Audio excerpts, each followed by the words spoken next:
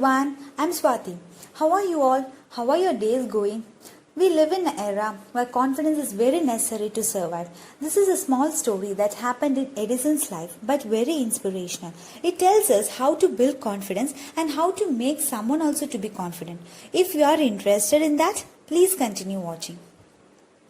So the story starts like this. For every story there will be a name, right? So this story is all about fear of losing confidence. So this happens in Thomas Alva Edison's lab.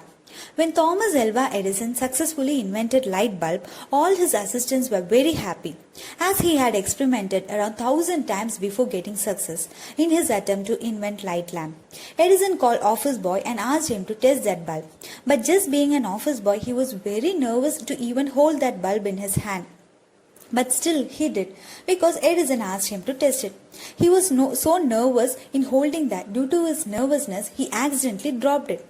Office boy got scared that he would get fired from his job for dropping such important invention. But after 2 days, Edison again called that same office boy to come to his cabin. All assistants were present there.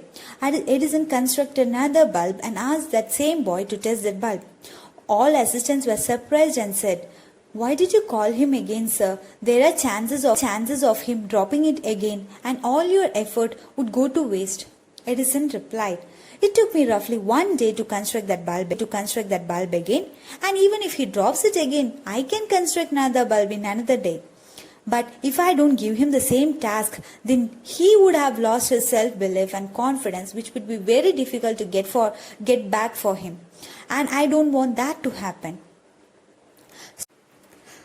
So what can you understand from this, my dear friends? If one's mistake happens in some task, not doing it again may only lead to lose confidence in your life.